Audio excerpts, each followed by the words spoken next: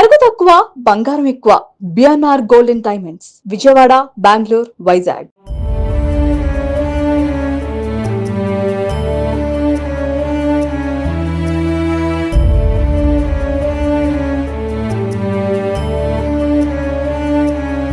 ప్రస్తుతం మనం ఉన్నాం కొంపల్లి ఏరియాలో. ఇక్కడ యాక్చువల్లీ ఎందుకు వచ్చామంటే ఒక వ్యక్తిని రెస్క్యూ చేయడం కోసం వచ్చాము. ఈ ఏరియాలో ఉండేటువంటి గోవర్ధన్ రెడ్డి గారు అని చెప్పి నాకు చాలా కాలంగా తెలుసు. ఆయన నాకు మార్నింగ్ కొన్ని వీడియోస్ పంపించారు ఒక వ్యక్తికి సంబంధించినవి. ఇదిగో చూడండి, చూశారు కదా. అయితే అతని ఫొటోస్ వీడియోస్ పంపించి, మేడం గత కొన్నేళ్లుగా, ఇదిగో చూడండి, కొన్నేళ్లుగా అతను ఇక్కడే ఉంటున్నాడు. ఎండకి ఎండుతూ వానకి తడుస్తూ ఏ ఆచ్ఛేదన లేకుండా చాలా ఇబ్బంది పడుతున్నాడు. ఎప్పుడన్నా నేనే కొంచెం ఫుడ్ అది పెడుతుంటాను మేడం. మీరు ఎంతో మందికి సాయం చేస్తుంటారు కదా, దయచేసి అతనికి కూడా ఒక జీవితం ఇవ్వండి, అతన్ని కూడా కాపాడండి మేడం, అతను ఎక్కడన్నా షెల్టర్ ఇప్పియండి మేడం అని చెప్పి ఆయన నాకు మెసేజ్ పెట్టారు. మెసేజ్ కూడా నేను మీకు చూపిస్తా. ఆ మెసేజ్కి నేను వెంటనే, నేను అప్పుడు షూట్లో ఉన్నాను ఆయన చేస్తున్నప్పుడు, ఇదిగో మెసేజ్. ఆ మెసేజ్ చూసి వెంటనే నేను షూట్లో ఉండి అవ్వగానే వెంటనే 2-3 మినిట్స్లో నేను కాల్ బ్యాక్ చేసి ఎవరండి ఏంటి అంటే ఇట్లా మేడం అని చెప్పారు. సరే నేను వస్తాను అని. ఆయనకి మతిస్థిమితం ఉందా లేదా అంటే బాగానే ఉన్నాడు మేడం, కొంచెం మరి తెలీదు, గడ్డం అవన్నీ అయితే పెరిగి ఉన్నాయి, మాట్లాడతాం అయితే మంచిగానే మాట్లాడతారు మేడం అని చెప్పారు. దాని నాకు గుర్తుకొచ్చింది ఏంటంటే మాతృదేవోభవ సంస్థ, మన గిరిగారు. ఎక్కడ ఏ ప్రాబ్లం ఉంది అని పిలవగానే నేనున్నాను అని చెప్పి ఇమ్మీడియట్గా రెస్పాండ్ అయ్యే గిరిగారే గుర్తుకొచ్చారు. ఆయనకు ఫోన్ చేశాను. ఆయన యాక్చువల్లీ సిద్దిపేట పోతున్నారు ఏదో వేరే పర్సనల్ పని మీద. పోతూ నేను ఈ మాట చెప్పగానే, మేడం 1 అవర్లో నేను ఆ లొకేషన్కి వస్తాను మేడం, మీరు ఎంతసేపట్లో వస్తారు, నేను ఒక ½ అన్ అవర్లో వస్తానండి అని చెప్పా. అయితే వచ్చేయండి మేడం, నేను కూడా వస్తానని చెప్పేసి వాళ్ళ వెహికల్ కూడా వచ్చింది. ఆయన రెస్క్యూ చేసి ఆయన తీసుకొని వెళ్ళి ఖచ్చితంగా గిరిగారి దగ్గర పెట్టి మాతృదేవోభవలో ఆయనకు మరొక జీవితాన్ని ఇద్దాము ఖచ్చితంగా. ఎందుకంటే ఆయనకు పేరెంట్స్ ఉన్నారా, ఫ్యామిలీ మెంబర్స్ ఉన్నారా ఏమీ తెలియదు. ఇప్పుడు కొంచెం ఆయన సెటిల్ అయిన తర్వాత మొత్తం డీటెయిల్స్ అన్ని తెలుసుకుందాం. దానికంటే ముందు గోవర్ధన్ గారితో మాట్లాడదాము, అలాగే అతనితో కూడా మాట్లాడదాం. విఘ్నేష్ అని చెప్తున్నాడు పేరు. ఫస్ట్ అతనితో మాట్లాడి గోవర్ధన్ గారితో మాట్లాడి తర్వాత గిరిగారితో కూడా మాట్లాడదాము. ఏం పేరు? విఘ్నేష్. ఎక్కడ మీది? ఎప్పటి నుంచి ఉంటున్నారు ఇక్కడ? 1 year. మరి మీకు అమ్మా నాన్న ఎవరు లేరా?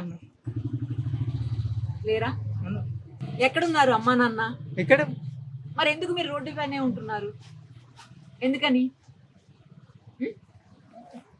అన్నం ఎవరు పెడతారు మరి మీకు? ఇక్కడ వరంగల్లా. అన్నం ఎవరు పెడుతున్నారు? ఇక్కడ తిన్నా. ఇప్పుడు ఎవరు పెట్టారు? అవునా. ఏం చదువుకున్నారు? 10th class. ఏ స్కూల్లో చదువుకున్నారు? Government school. అమ్మా నాన్న ఏం చేస్తారు? ఇప్పుడే లేరా? ఉన్నారు. ఏం చేస్తారు వాళ్ళు? ఇంటి దగ్గరే ఉంటారు. మీకు పెళ్ళయిందా? కాలే. ఎంత ఉంటది వయసు మీది? 40 వరకు ఉంటుందా? అక్క చెల్లెళ్ళు ఉన్నారా? అన్న తమ్ముళ్ళు? నేను ఒక్కడే. ఎప్పుడు వచ్చేసారు ఇక్కడికి మీరు? 1 year. ఎందుకు వచ్చేసారు ఇంట్లో నుంచి? వెళ్తా. ఎక్కడ ఇల్లు? వెళ్తా ఇక మా కాడికి. ఎక్కడది? తెలుసా? తెలీదు. బస్ ఎక్కి వెళ్తామేనా? మరి వర్షం వచ్చినప్పుడు ఎక్కడ ఉంటారు మీరు? ఇంటి దగ్గర ఉంటారా వర్షం వస్తే? మరి బట్టలు ఏమి ఉన్నాయి? ఎక్కడున్నాయి? ఇంటి దగ్గరే ఉన్నాయా? గోవర్ధన్ గారు, మీరు ఎప్పటి నుంచి చూస్తున్నారు ఈ వ్యక్తిని ఇక్కడ? ఇతన్ని ఇంచుమించు 1 సంవత్సరం నుండి అయితే గమనిస్తున్నాను మేడం. ఇక నాకు వీలైనప్పుడల్లా పాపం అతని దీన పరిస్థితి చూసి జాలి వేసి, పాపం ఎండకి ఎండుతున్నాడు, వానకు తడుస్తున్నాడు, చలికి అదవుతుండు. ఇక్కడ చూసి ఆ హోటల్స్ నుండి ఫుడ్ తెప్పించి ఇస్తే తీసుకుంటాడు. పాపం వాటరు ఫుడ్ తెప్పించి ఇస్తే తీసుకుంటాడు. మార్నింగ్ నేను వాకింగ్కి వెళ్ళినప్పుడు కూడా బ్రేక్ఫాస్ట్ చేపించేసి మామూలుగా వెళ్తాను. బట్టలు తెచ్చి ఇవ్వాలన్నా అని అడిగితే వద్దు అంటాడు. పాపం ఇంకా తిన్నంత తింటాడు అంతే, ఇంకా ఎక్కువ అడగడు, ఏమి అనడు, ఎవరిని ఇబ్బంది పెట్టాడు అస్సలే. ఏం పేరంటే విఘ్నేష్ అని చెప్తాడు. ఎక్కడ అంటే ఇక్కడే అంటాడు కానీ ఎక్కడ అని కరెక్ట్ చెప్పలేడు మేడం. పాపం ఇక అతని అవస్థ చూసి నాకే చాలా బాధ వేసింది. పాపం తల్లి తండ్రి ఎక్కడో ఏందో. ఇక నేను అన్ని టైంలలో ఉండలేను కదా మేడం. ఉన్న టైంలలో నేను ఫుడ్ అరేంజ్ చేపిస్తున్నా, లేనప్పుడు పాపం మండు టెండల్లో ఏం తింటుండో ఎటు పోతుండో ఆలోచిస్తేనే బాధ కలుగుతుంది. అదే మన పిల్లలే ఈ స్థితిలో ఉంటే మన పరిస్థితి ఎట్లా ఉంటుండే. అది గుర్తొచ్చింది. నిరుప మేడం గారు నిజంగా ఇట్లాంటి అభాగ్యుల జీవితంలో వెలుగు నింపింది. ఎన్నో అభాగ్యుల జీవితాల్లో వెలుగు నింపిన ఒక దేవతలాగా. అలాగే ఆ గిరి గారు, మాతృదేవ ఫౌండేషన్ గిరి గారు, నిజంగా ఆయనకు నిజంగా దేవుడు ఎల్లవేళలా మంచిగా చూడాలి. ఆ ఆశ్రమం నడుపుతూ వాళ్ళు అట్లా ఆ దీన స్థితిలో ఉంటే కూడా ఏమీ అసహించుకోకుండా వాళ్ళకి స్నానాలు చేయించి కటింగ్ చేయించి వాళ్ళ మదర్తో కూడా అన్ని సేవలు చేయిపిస్తున్నట్టే నిజంగా ఆయన కూడా మీరు ఆయన ఒక ప్రత్యక్ష దైవంగానే భావిస్తాను నేను నిజంగా. లేకుంటే ఇట్లాంటి వాళ్ళ జీవితాల్లో మనం చూసుకుంటూ వెళ్ళిపోతున్నాము. వందల మంది ఉంటున్నారు, మనం తిరుగుతూనే ఉన్నాము, మన ముందట పోతూనే ఉన్నాడు. అదే నేను అనబోతున్నానండి. చాలా మంది కొన్ని వేల మంది రోజు ఈ రోడ్లో తిరుగుతూ ఉంటారు, వస్తూ ఉంటారు. ఈ సంవత్సరం బట్టి నాకు తెలిసి లక్షల్లో ఆయన్ని చూసుంటారు జనాలు. ఎవరు స్పందించకపోయినా మీరు స్పందించారు. ఫస్ట్ మీ సహృదయానికి, ఆ గొప్ప మనసుకి నేను హ్యాట్స్ ఆఫ్ చెప్తున్నానండి. చెప్తూ తప్పకుండా ఆయనకు ఒక లైఫ్ మీ వల్ల ఈరోజు వస్తుందని అనుకోవాలి. లేదు మేడం, నా వల్ల కాదు మేడం, మీ వల్ల వస్తుంది, మీ ఇద్దరి వల్ల. నిజంగా మేడం, మీ సుమన్ టీవీ మీ ద్వారా నిరుపమ మేడం యొక్క ఔదార్యము, రియల్గా మీరు తీసుకునే చొరవ, మీరు అభాగ్యుల జీవితాల్లో నింపే వెలుగు, మీరు చేసే సహాయము నిజంగా ఎన్నటికీ మరువలేనిది.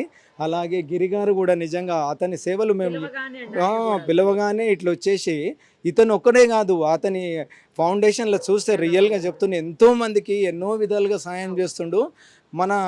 మనం కొద్దిగా బాగా లేకుండానే మనం అసహించుకుంటాము. అట్లాంటిది ఈ స్థితిలో ఉన్న వాళ్ళని కూడా హక్కున చేర్చుకొని అతను స్వావలంబనంగా నిలిచి వాళ్ళకి ఏది కావాలనో అది అందిస్తూ అంతటి వాళ్ళు ఇరిటేట్ అయినా కానీ విసుక్కోకుండా స్నానాలు చేపించి అన్నీ చేయిస్తుంటే నిజంగా ఎంత చెప్పినా తక్కువనే మేడం.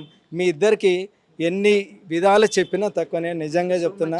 భగవంతుడు మీ ఇద్దరికి మంచి అధ్యాయాలని కోరుకుంటున్నాను మేడం. అంటే సమాజంలో బాధ్యత గల వ్యక్తిగా ప్రవర్తించారండి. చాలా థ్యాంక్స్. మనం ఏదో తిన్నాము ఉన్నాము, మనం స్వార్థంగా బ్రతికామని కాకుండా ఒకరికి సాయం చేయాలి అన్న ఉద్దేశంతో మీరు నాకు ఈరోజు ఫోన్ చేసి పంపించి వీడియోస్ అన్ని ఇక్కడ దాకా నన్ను పిలిపించారు. ఒకరికి సాయం అవుతుంది. ఇట్లాంటివి మేడం నేను 30 years నుండి ఒక కాలనీకి యునానిమస్గా ప్రెసిడెంట్గా చేస్తున్నాను, ఎంఎన్ రెడ్డి నగర్ కాలనీకి. అట్లాంటి కరోనాలో కూడా మా అందరం డబ్బులు వేసుకొని 8 లక్షల రూపాయలు డబ్బులు వేసుకొని అందరికి ప్రతి ఒక్కరికి వాళ్ళ ఇంటి సామాగ్రి 9 రకాల సామాగ్రి కూడా పంచినాము. ఇట్లాంటి ప్రైవేట్ సోషల్ వర్క్స్ చాలా చేస్తుంటాం మేడం. అదంతా భగవంతుడు చేయిస్తుండే, మేము చేసేది ఏం కాదు. మీరు ఇచ్చే సేవ చాలా గొప్పది మేడం. మీరు వచ్చినందుకు చేసినందుకు చాలా థ్యాంక్స్ మేడం. గిరిగారు, నేను ఫోన్ చేసిందే ఆలస్యం, వెంటనే మీరు పర్సనల్ పని మీద వెళుతూ కూడా రిటర్న్ వచ్చారని చెప్పి ఇప్పుడు మీ వాళ్ళు చెప్తుంటే బాగా అనిపించిందండి. Thank you so much. ఒక మనిషికి జీవితాన్ని ఇద్దాము. అతనికి ముందు హెల్త్ సెట్ అయిన తర్వాత వాళ్ళు ఎవరైనా ఉన్నారేమో చెక్ చేసి అతను ఏమన్నా చెప్పగలిగితే, అంటే ముందు మీరు ఎలాగో హెల్త్ ఫస్ట్ చేయించేది అదే కాబట్టి ఆయనకి సెట్ అయ్యి ఒకవేళ చెప్పగలిగితే వాళ్ళ దగ్గర పంపిద్దామండి. అదర్వైజ్ మీ దగ్గర పెట్టుకోండి. తప్పకుండా మేడం. నేను యాక్చువల్గా సిద్దిపేటకి బయలుదేరాను. ఔటర్ రింగ్ రోడ్ దాటి ఒక 40 kilometers వెళ్ళాను. సో సడన్గా మరి మేడం గారు కాల్ చేస్తున్నారు, నాకు ఎమర్జెన్సీ ఉంటేనే మీరు అంటే కాల్ చేస్తారా అని చెప్పేసి నేను కార్ ఆపుకొని మళ్ళీ మాట్లాడడం జరిగింది. ఇలా ఉంది పరిస్థితి. ఒకరు గోవర్ధన్ రెడ్డి గారు మీరు వీడియో పంపించారండి. తక్షణమే మరి నాకు ఒక 30 minutes చూపిస్తుంది టైం అక్కడికి. మరి మీరు ఎంత దూరంలో ఉన్నారంటే యాక్చువల్గా నాకు 1.5 చూపిస్తుంది. సరే, మరి ఒకరి ప్రాణాలు కాపాడాలంటే నిజంగా మరి ఆ దేవుడు మనకు ఒక అవకాశం ఇచ్చాడు.